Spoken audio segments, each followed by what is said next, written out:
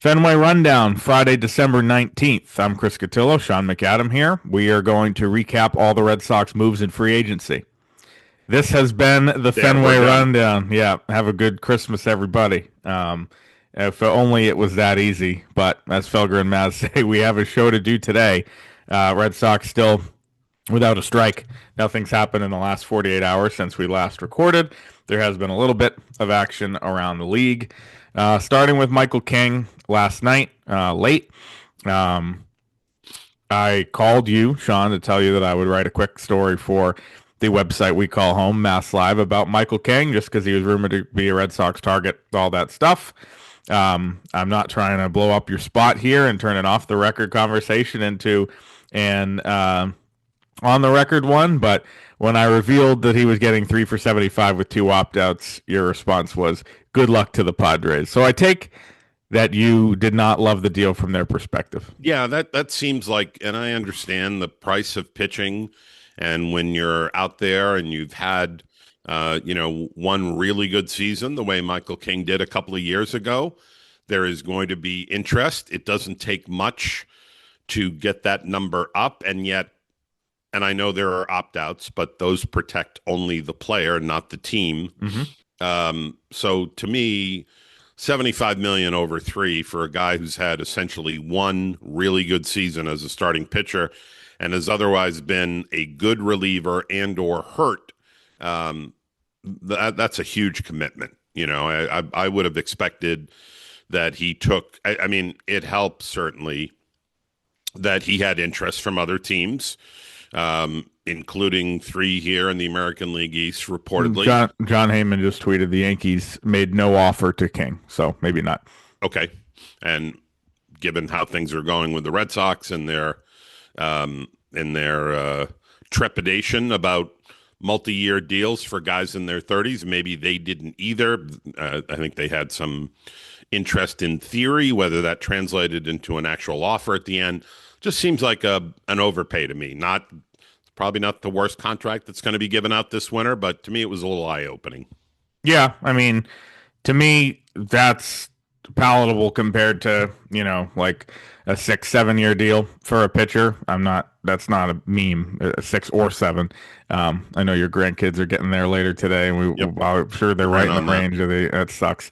But, that's to me, I think more palatable to do 3, 4 for him. There's upside. And I think, we saw this with Bregman a year ago. We'll see how that plays out, obviously, here. But to do the short term deal with opt outs when you have the qualifying offer attached to you is such a smart play for some of these guys who are not your, top marquee Kyle Tucker, Soto, Otani type free agents where the qualifying offer doesn't matter. For through no fault of the player, teams overvalue these qualifying offers like crazy. We've talked about this on here a billion times.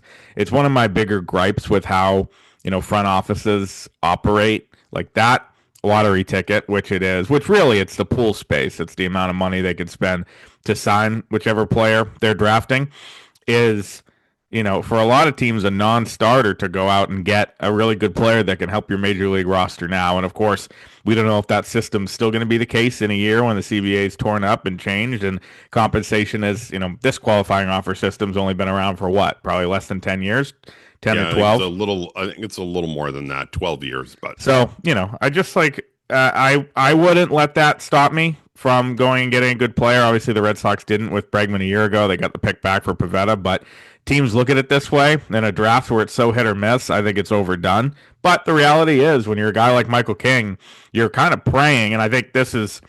Think about Lucas Giolito, who's a tick below King, I think, on this market, but does not have the qualifying offer attached, so therefore he's going to be able to get probably a better deal as a result. So the teams do a favor when they don't give these kind of middle yeah, guys, a qualifying offer. And you saw especially he when you consider how few of them take the qualifying offer. right, except We this year look when at it everybody every did. year and say, "Oh, who's going to walk away from $22 million?" Well, the vast majority of free agents do. This year we had a record high number of four accept the qualifying offer, which was a little surprising, in part because uh, we thought that there would be very few free agents who would be lining up to be unsigned a year from now when we could have the proverbial nuclear winter with a lockout and no certainty for them as to where they're going to be in 2027. But for the most part, 80 or 90% of the free agents say no thanks.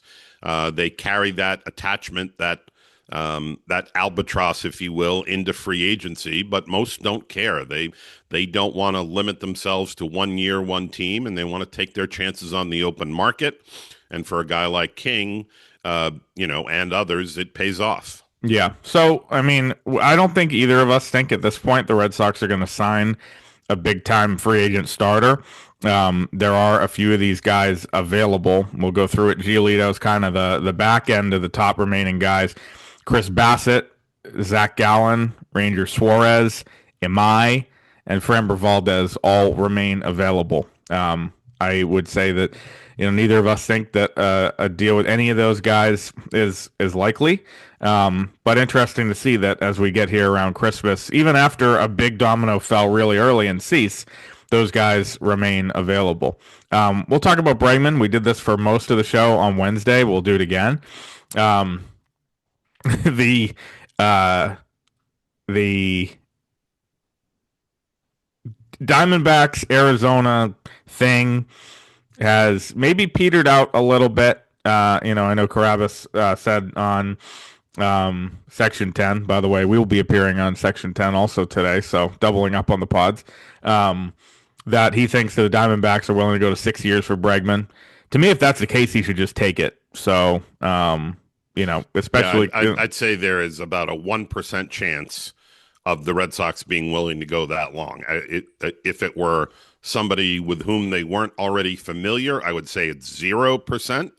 They just walk away, get up from the table, and not come back.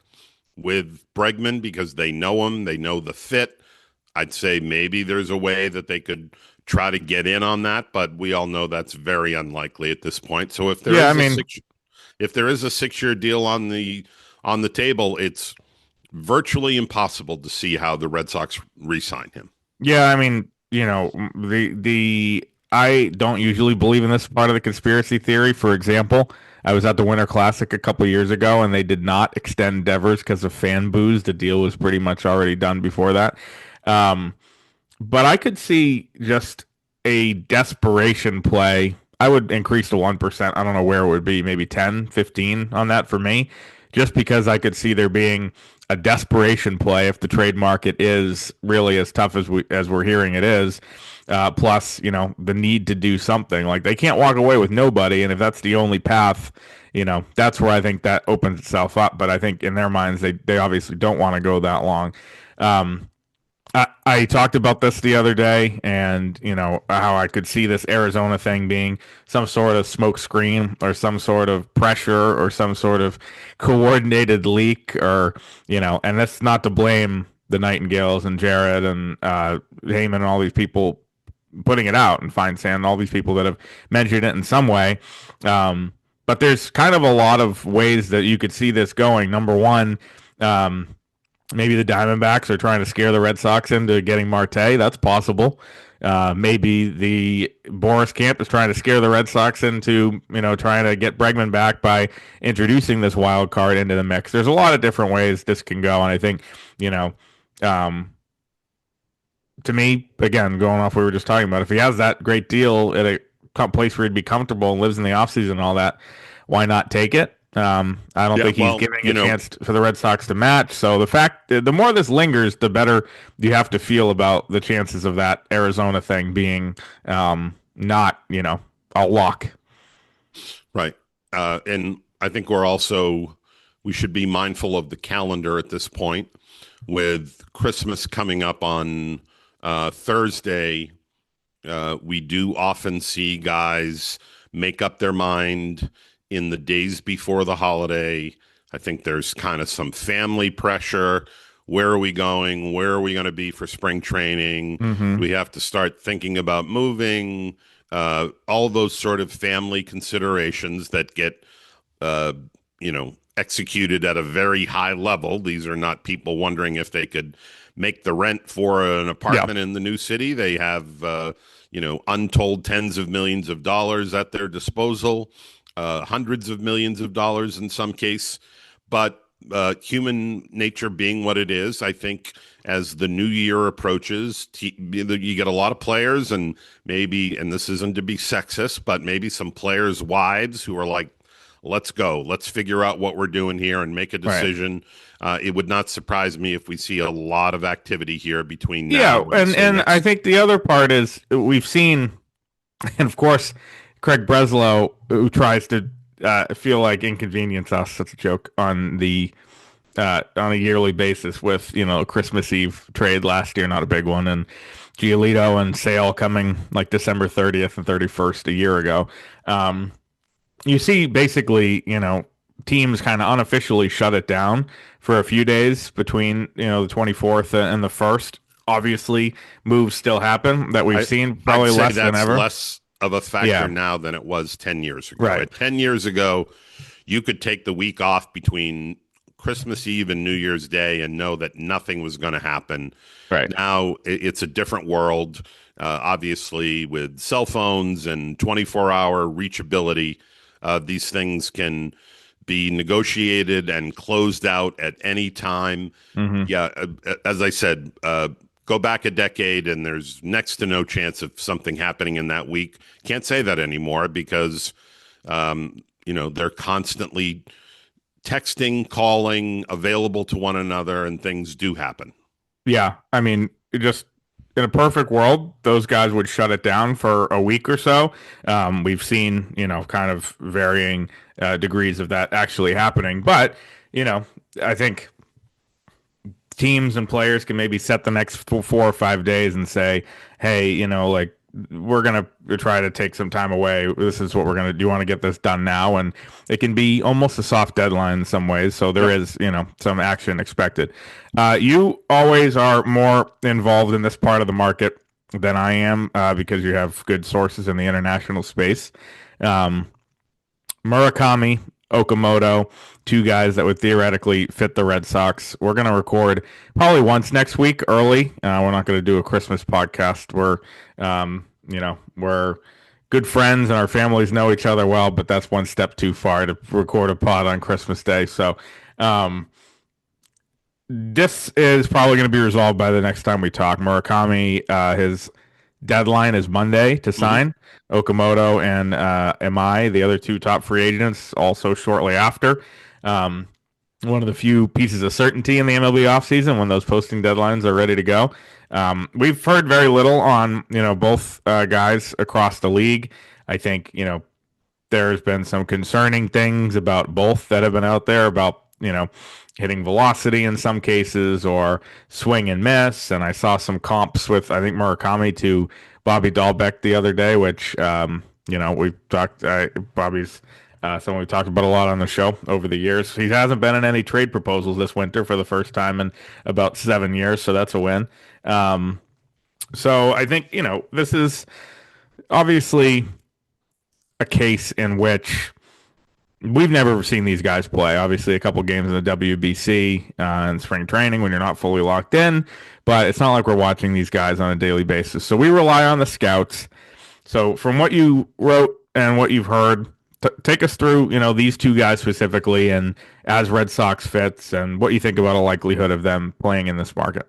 Yeah, well, Murakami definitely has the higher ceiling of the two hitters. He's got more raw power. He tied the single season home run record in NPB earlier in his career. Um, Somewhat ominously, his strikeout rate has gone up in recent years. Usually, hitters make some adjustments. They might have a lot of problems with swing and miss early in their careers. They change something about their swing. They get a little more selective. They get better at identifying pitches in the zone. That has not happened with Murakami. The strikeout rate has gone up to a point where it's alarmingly high, getting close to about 30%. Neither one of these guys is much of a defender. In fact, I was told that by someone who sees a lot of players in Japan and has a pretty good idea of the skill set for both of them. This person didn't think either one of them could play third base in the big leagues. That's how, it wasn't like, well, you're not going to get a lot of range and there'll be a few errors. It was kind of a flat, can't see them playing third base every day. And even at first base, Murakami would be an adventure, and Okamoto on his best day would be fringe average. So you're looking at these guys from their offensive profile primarily. In a perfect world, they would probably both DH given their age. That's probably not going to happen. Teams will want to get some defensive innings out of them. But I was told that third base is virtually a non-starter for both. Um, the simple comp is, as I said, Murakami's ceiling is higher. He's got great raw power with a lot of swing and miss. In terms of Okamoto, right-handed, better at making contact. The power ceiling isn't as high, but somebody that could put the ball in play, get a lot of doubles, can pull the ball, but can also use the whole field. They're somewhat flawed players, and we have to look at the Japanese market as one where it's very difficult sometimes to project who's going to have their skills translate from NPB here. I give you, ladies and gentlemen, Masataka Yoshida, Mm-hmm. who has been underwhelming in 3 years so far and has 2 years left on the books at 36 million that the Red Sox would dearly like to unload, regardless of what they think of him. It was an overpay. In retrospect, he's shown virtually no slugging ability. Bat to ball skills is about all he brings. And these guys are similarly limited in their profiles, with the important distinction that both have power, and Yeah. Murakami's is, in terms of raw power, off the charts, but you pay for that with a lot of swing and miss. So Yeah. I'm struck by the fact that, as you were, that we've heard so little about what's going on here. Usually there are visits to cities. These are not guys who could tell the difference between, Detroit and San Diego. In all likelihood, they've never been to either. Unless, Never played in there's these some. places, and the visits are a huge part of this. Right. And there's been nothing on that. And I find it hard to believe that that wouldn't leak out at some point, if they were visiting cities and meeting with teams and looking at facilities and spring training complexes and all that. That stuff always seems to come out. There is the possibility that either or both could say, nope, didn't hear the number I wanted to, going back to Japan for a year and I'll be back then. I think that's unlikely. Most of these guys who post do end up signing, but there's also been the theory that perhaps they'll take shorter, make good deals. Maybe some opt outs, maybe a shorter deal of 3 years. They are both in their 20s, although Okamoto's a little older. So they could do make good deals for a few years, show that they can transition here to Major League Baseball in North America and then go back out on the market. I can't remember a time when there's been so little certainty about where a couple of high-profile Japanese players are going to end up. And as we record this, we're a little more than 72 hours out from Murakami's deadline, and there's still been nothing that's come out. Well, you want a needle mover on the free agent market? We have one. The Okay. Kansas City Royals have signed Abraham Toro to a minor league deal. Hmm. That does change things. So good guy. I can't believe how much he played for the Red Sox this year. Yeah, yeah. I'm going to make two more points. I don't want to be on here all day long. Not because we don't Thanks. love talk. Yeah, well, we're going to, there's not really much to say. It's a clock in, clock out Friday, Sean. I am surprised at two things from the Red Sox. I mean, we can talk about the spending stuff till we're blue in the face. I think we kind of have. Two areas that I am a little surprised at. Number one, They sold the Penguins. Now they did have a sell the lot of Penguins. money. Yeah. There might be some people in FSG who had to be told that they didn't sell live animals that day, by the way. Finger on the pulse. But I think that I'm a little surprised that they have not signed many NRI, non-roster invitee minor league free agents. They have not signed those guys, and there's only a couple. Not really big-time depth pieces. That's not worth talking about more than the sentence I just did.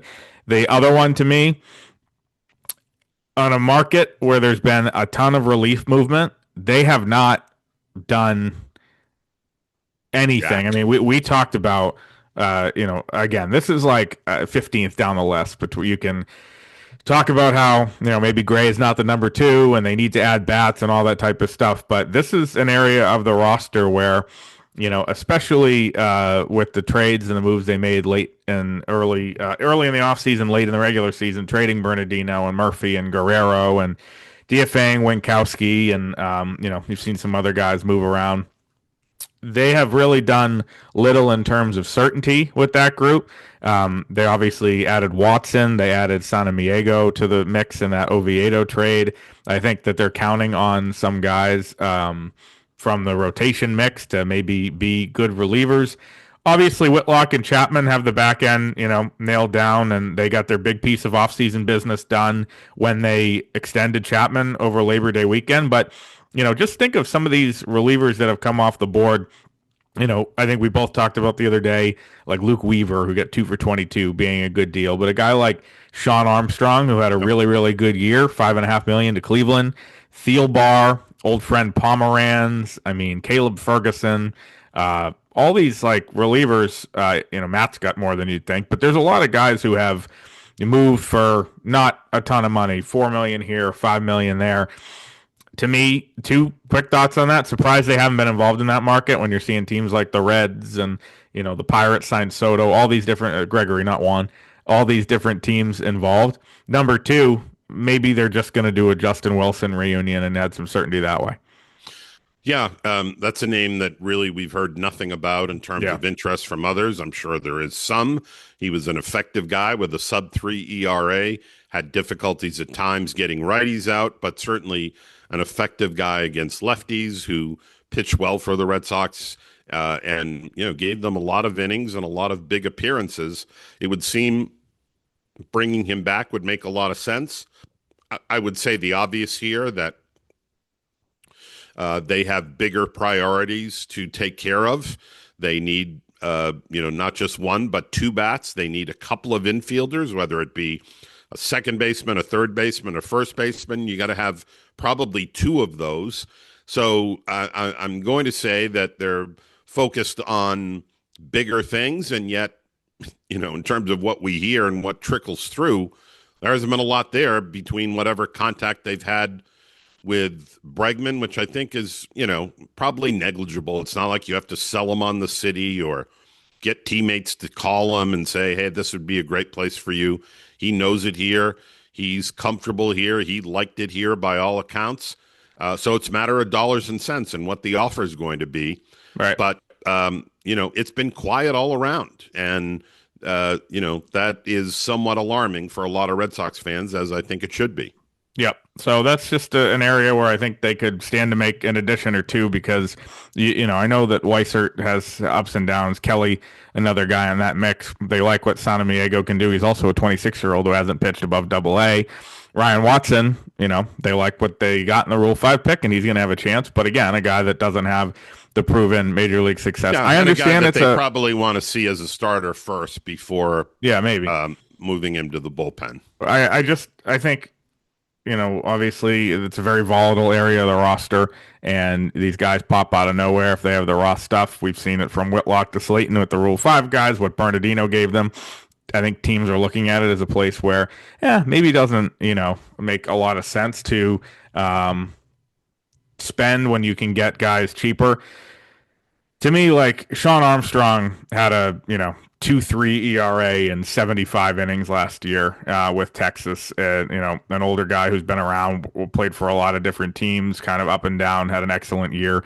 You can't give him 6 million to give yourself a really good seventh inning option, I think we've focused on replacing some of the lefties that went out the door, including Matz and Bernardino and Murphy, and that is a need. But I think they could have. I think they could use another established right-handed guy to sometimes handle the eighth. You can't have Whitlock pitch 5 or 6 times a week. Yeah. To have another option there as a dependable setup guy to get you to the ninth and get you to Chapman, I think that's a need. Every bit of one compared to needing another lefty. So there are guys out there, top of the market, Pete Fairbanks, Sir Anthony Dominguez. From there, gets a little bit light. Pierce Johnson is a kind of underrated guy. Tyler Kinley, Michael Kopech is available. Obviously, a lot of injury stuff going on there. Taylor Rogers, old crafty lefty, Colby Allard. I mean, there's Jacob Junis. There's these guys available. My point is they should add one on a major league deal, maybe add two on a major league deal. You're the Red Sox. Like, to me, there is something, with no disrespect to the Sanamiego family, of getting someone who's done it in the big leagues. I Yep. understand the pitch data, all that stuff. That's great. They should add one or two of those guys. I understand it's not the most pressing need. It's why we dedicated 10 minutes at the end of a Friday podcast to it, and we don't lead with it. But that's the Fenway Rundown for today. We will be back with one more next week. Could be an emergency one. Who's to say? Not us. We'll be writing on the site over the weekend, though.